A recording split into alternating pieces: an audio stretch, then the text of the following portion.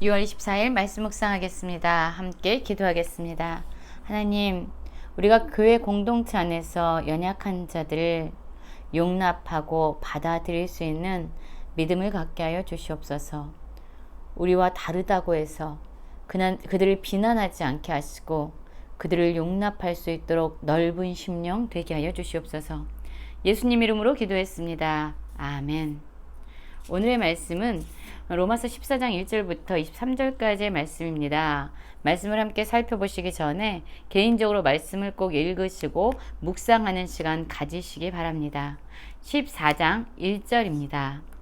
믿음이 연약한 자를 너희가 받되 그의 의견을 비판하지 말라. 어떤 사람은 모든 것을 먹을 만한 믿음이 있고 믿음이 연약한 자는 채소만 먹느니라. 먹는 자는 먹지 않는 자를 없이 여기지 말고 먹지 않는 자는 먹는 자를 비판하지 말라. 이는 하나님이 그를 받으셨음이라 라는 말씀으로 시작하고 있습니다. 그렇습니다. 로마 교회에는요, 유대인들과 또한 이방인들이 함께 공존하는 그러한 교회 공동체였습니다. 유대인들은요, 구약의 율법을 아주 잘 알고 지키는 사람들이었어요. 그래서 몇몇 사람들은요, 우상에게 바쳐진 음식, 고기는 먹지 않겠다라고 이야기하면서 채소만 먹는 사람들이 있었죠. 또 그곳에는 그들과는 다르게 하나님이 주신 음식은 무엇이든지 먹을 수 있다라고, 그리스도 안에서 우린 자유하다라고 생각하는 사람들도 있었어요. 서로가 다른 모습의 사람들이었죠. 근데 여러분, 이들의 이러한 모습은, 신앙의 모습은요, 그들 나름대로 하나님을 사랑하고 하나님에게 올바르게 신앙의 모습으로 서고자 했던 나름대로의 그러한 믿음의 모습들입니다.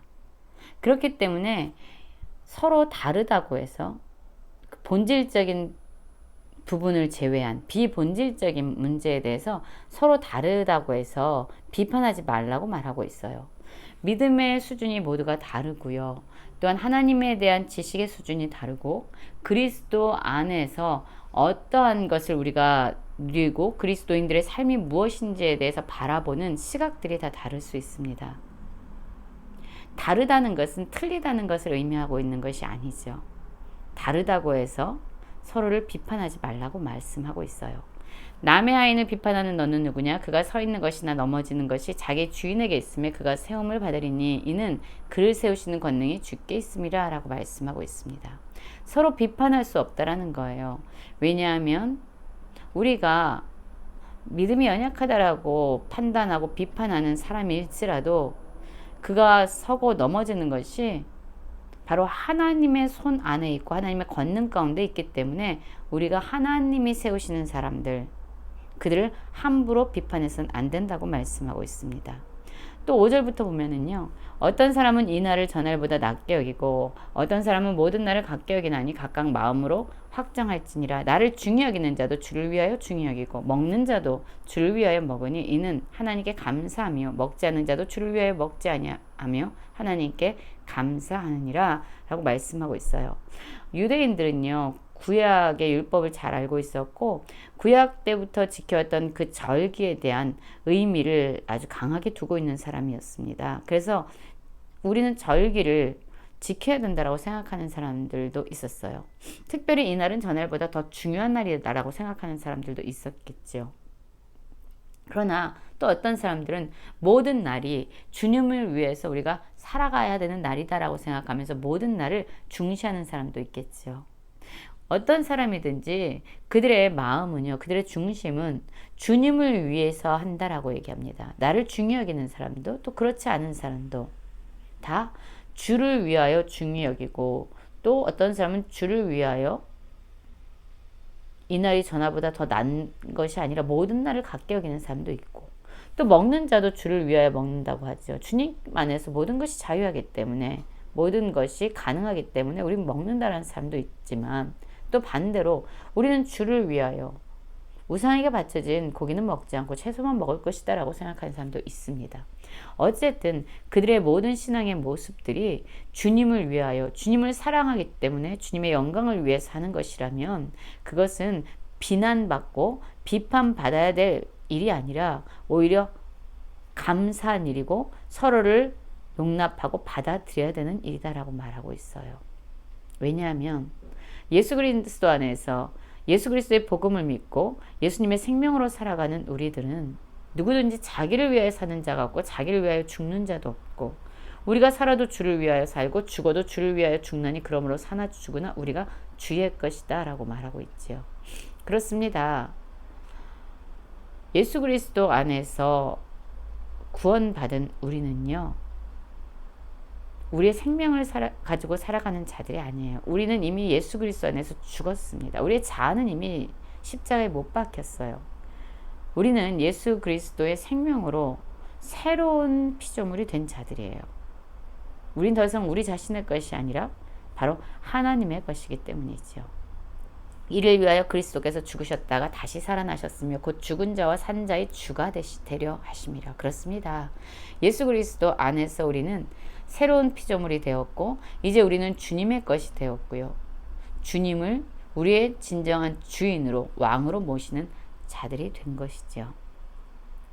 그렇기 때문에 우리의 모습이 신앙의 색깔이 서로 다를지라도 형제들을 비판해서는 안 된다.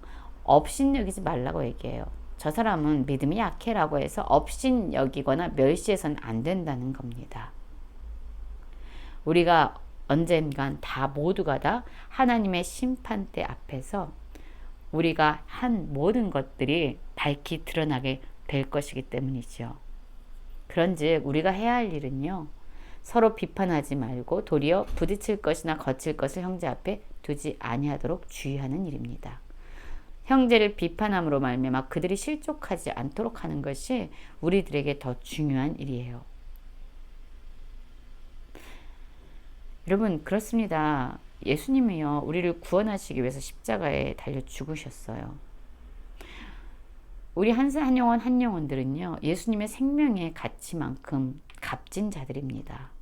예수님께서 자기의 생명을 내어주시기까지 구원하기 원하셨던, 그래서 우리 한 사람 한 사람은요 예수님의 생명의 가치만큼 하나님께 소중한 자들이에요. 그런데 우리가 서로를 비판한다면 여러분 하나님의 마음이 어떠하겠습니까? 하나님께서 존귀하게 여기셔서 구원하신 그 형제를 비판해서도 안 되고 그들이 실족하도록 그들 앞에 거칠 것을 두어서도 안 됩니다. 우리에게 맡겨진 일은 그들을 사랑하고 그들을 용납하고 그들을 받는 일이에요. 내가 주 예수 안에서 알고 확신하노니 무엇이든지 스스로 속된 것이 없을 때 다만 속되게 여기는 그 사람에게는 속된 것이다. 만약 음식으로 말미암아 내 형제가 근심하게 되면 이는 내가 사랑으로 행하지 아니함이라. 그리스도께서 대신하여 죽으신 형제를 내 음식으로 망하게 하지 말라. 그렇습니다. 그리스도께서 대신 죽으실 만큼 가치 있는 형제들이에요. 그렇기 때문에 먹는 것으로 그들을 비난하고 비판하면서 그들을 실족하게 해서는 안 된다라고 말씀하고 있어요. 너희의 선한 것이 비방을 받지 않게 하라. 여러분 그러면서 17절에 이렇게 말씀하고 있죠. 하나님의 나라는 먹는 것과 마시는 것이 아니요 오직 성령 안에 있는 의와 평강과 희락이라 말하고 있습니다. 그렇습니다. 모든 사람들이요 우리 하나님의 통치 가운데 있다, 우린 하나님 나라 안에 있다라고 이야기하면서 먹고 마시는 일로 싸운다면 여러분 그것은 하나님의 나라가 임했다라고 말할 수 없습니다.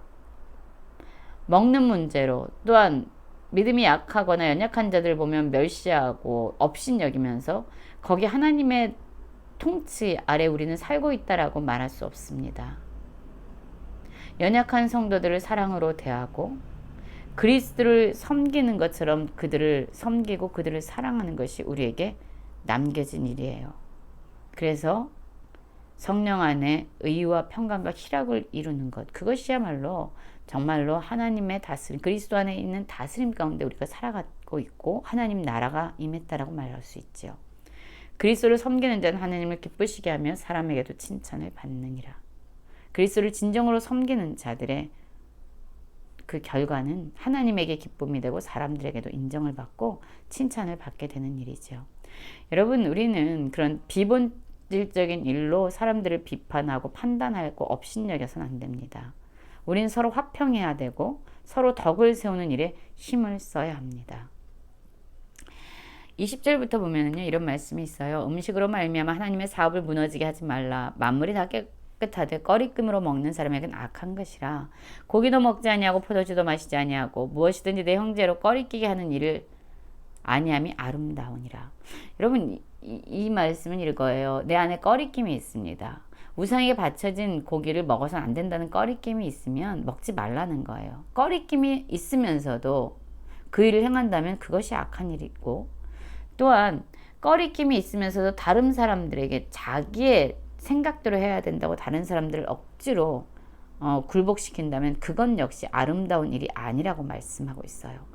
각각의 믿음에 맞게, 믿음의 그런 수준에 맞게 믿음으로 행하라는 거예요. 꺼리낌 없이. 그렇다면 그것이 하나님께 아름다운 일이 된다는 거지요. 의심하고 먹는 자는 정죄되었나니. 의심을 하면서 우상에게 바친 음식은 먹어서는 안 돼. 이건 하나님 기뻐하지 않아 라고 생각하면서도 먹는다면 이것은 악한 것이라는 거예요. 정죄될 일이라는 거예요. 그렇기 때문에 각 사람들은 하나님께서 주신 그 믿음의 분량에 따라서, 믿음의 수준에 따라서 꺼리낌 없이 믿음으로 행해야 된다라고 말하고 있습니다. 믿음으로 하지 않는 건 다 죄라고 말하고 있죠. 여러분, 우리는요, 다양한 사람들이 모여서 하나님을 함께 섬기고 있습니다. 우리와 다르다고 해서 그들을 비난해서는 안 되고 업신여겨서도 안 돼요. 다르다는 것은 틀린 것이 아닙니다. 그러나 본질적인 문제에 있어서 우리는 다 하나됨을 이루어야 되지만, 그러한 신앙의 어떤 표현의 방법들, 비본질적인 문제에서는 믿음을 따라서 행함으로 말미암아 아름다운 그런 교회 공동체를 세워가야 된다고 사도 바울은 말하고 있습니다. 우리 안에 나와 다르다고 해서 비판하는 것이 있습니까? 업신여기는 것이 있습니까? 그렇다면 우리 자신을 좀 돌아보고요. 정말로 하나님께서 우리 삶에 무엇을 원하시는지 살아가는 모든 성도님들 되시길 간절히 기도합니다.